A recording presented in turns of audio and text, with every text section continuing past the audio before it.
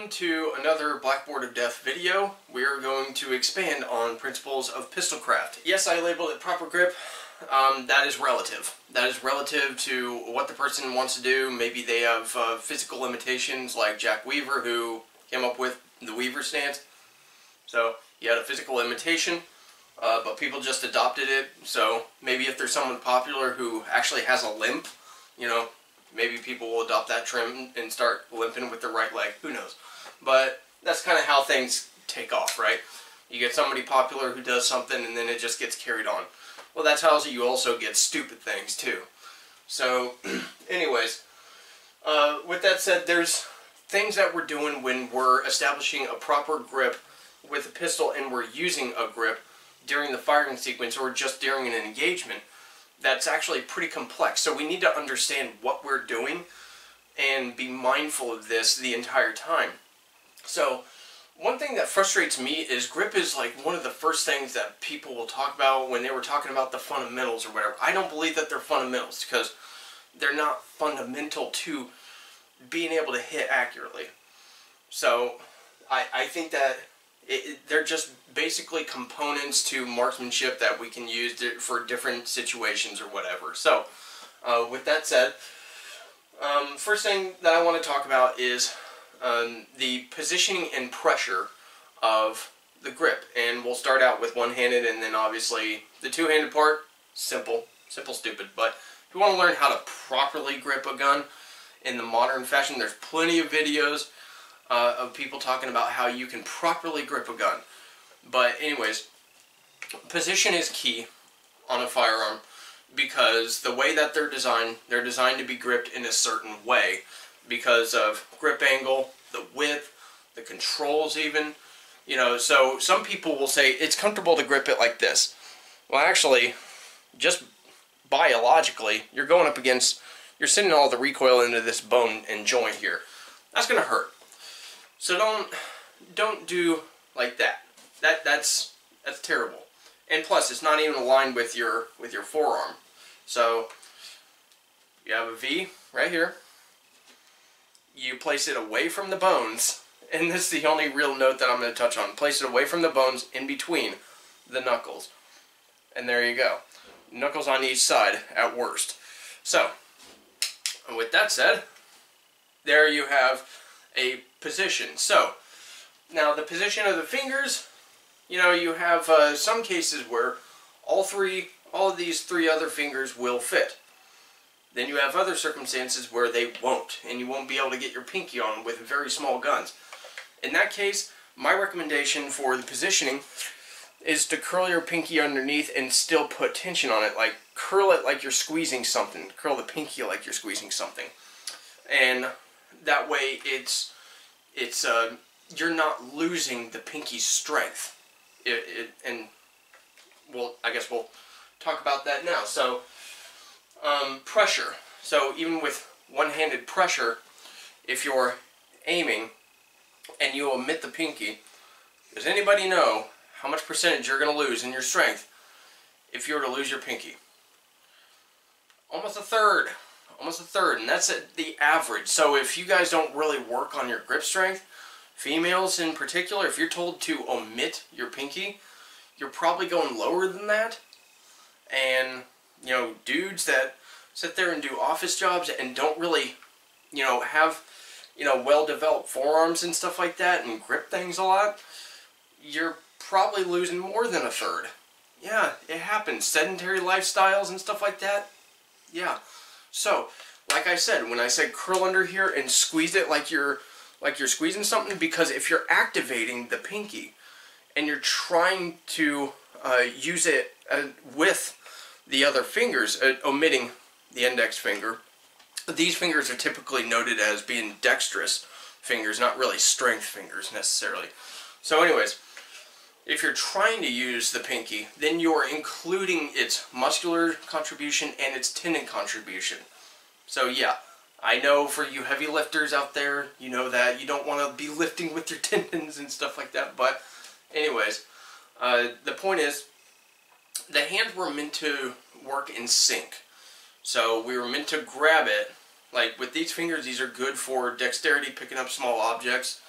And then these ones are really are holders, the ones that actually do a lot of the heavy lifting, so to speak. So they're the ones that crush. So with a pistol grip, if you can get your pinky on there, great. If you can't, still great. You can still apply a good grip if you're consciously trying to flex your pinky and contribute some strength, even if it's invisible. So pressure is absolutely important. Now, the support hand. So you'll notice on this hand, I have calluses like all over the place on this hand. I don't know if the camera will pick that up, but my palm here, it's rubbed raw. Yeah, I got calluses on pretty much all the joints. This hand, not so much. It's a support hand. Now I do need to do more, you know, support hand only, you know, shooting. Yeah, that'd be fun. But get going on that. So anyways, the support hand, basically it goes into position and pressure. So position of the support hand, however you want to do it.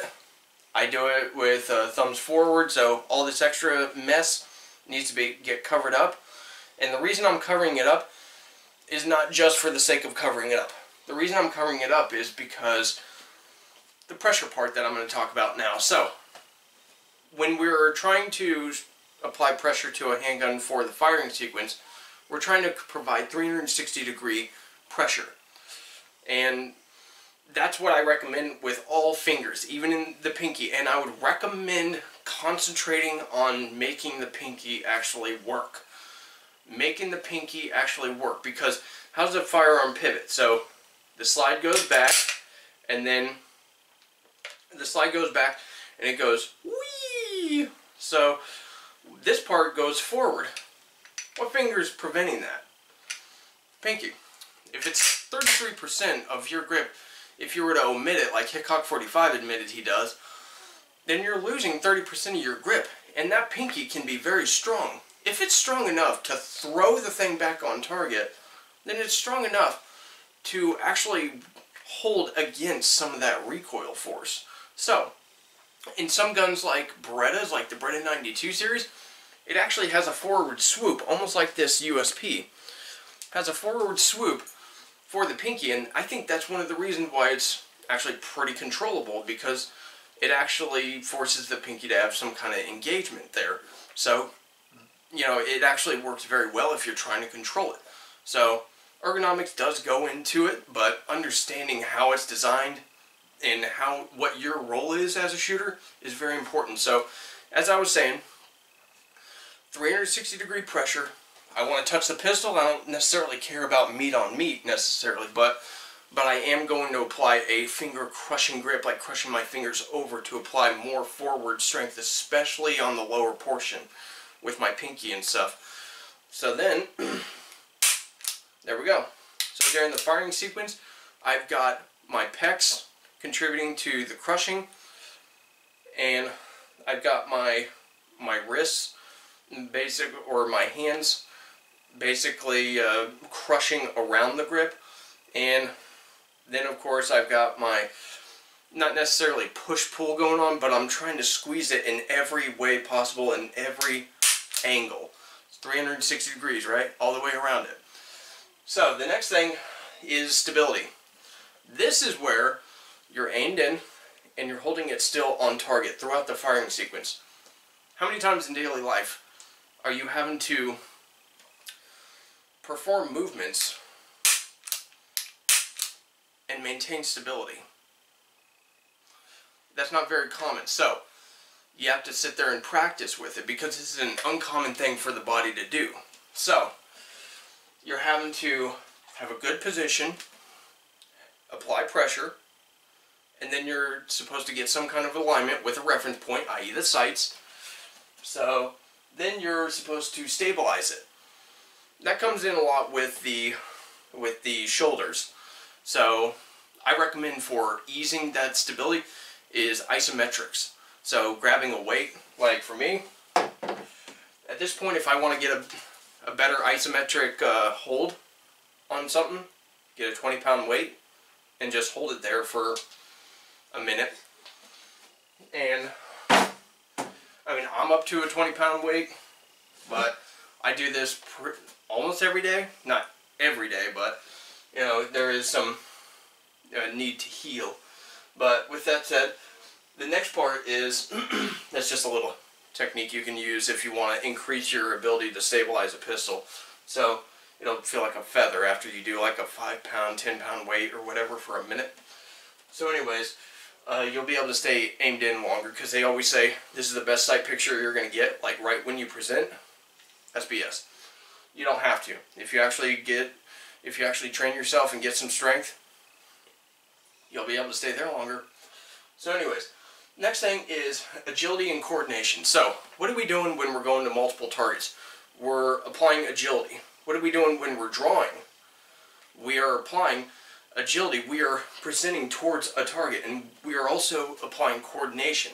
So that's proprioception and kinesthetics. So we need to have that agility and coordination. The agility is basically being able to move through space quickly, and then we have to have the coordination to have the proper grip angle and apply the grip pressure at the right time upon extension, because we might want that shot to go off right at the apex of our presentation, i.e. the end of our presentation.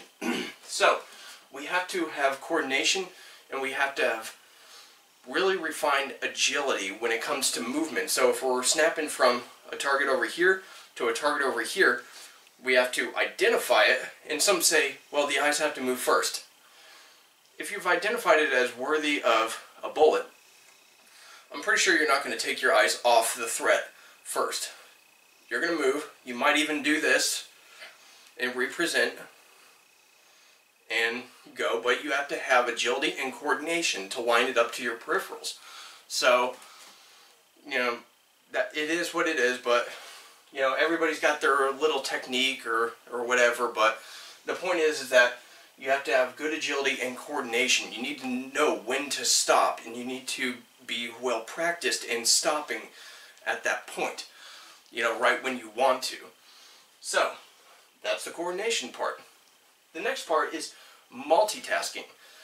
So you're going to snap in and out of this. So if you're moving, you're probably going to snap in and out of this. It might be low, it might be high, you know, whatever. You might be doing other things and still applying the grip, like retention, holding somebody back, trying to get them away or whatever. Might be trying to push somebody away to get a clear shot or something like that.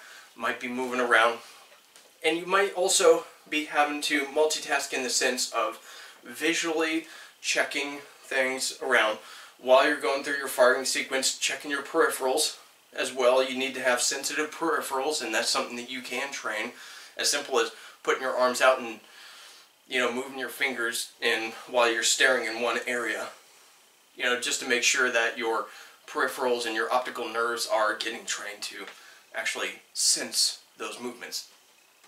So you're going to be multitasking. You're going to be pulling the trigger without moving the gun, maintaining that grip.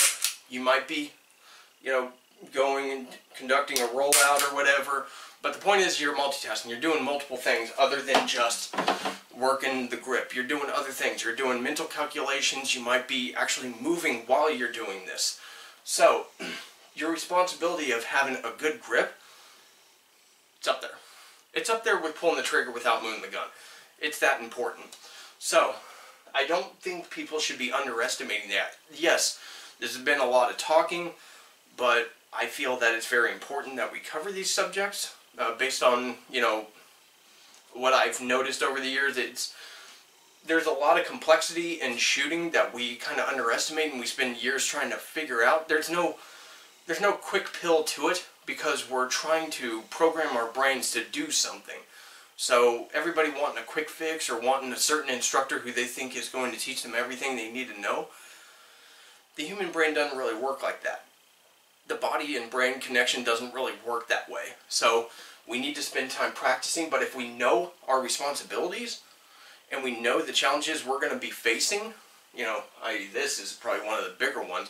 I mean, this stuff, pretty easy to develop and concentrate on, but this, having to do all this while doing other things as well, it can get pretty complicated, and that's where we can fumble a little bit. So, you know, if we understand the complexity of what we're trying to do, I think it'll make it a lot easier to tackle a training program, or be able to train ourselves and, you know, be able to get the most out of our training and practice in order to develop these skills to be better off as shooters, I think.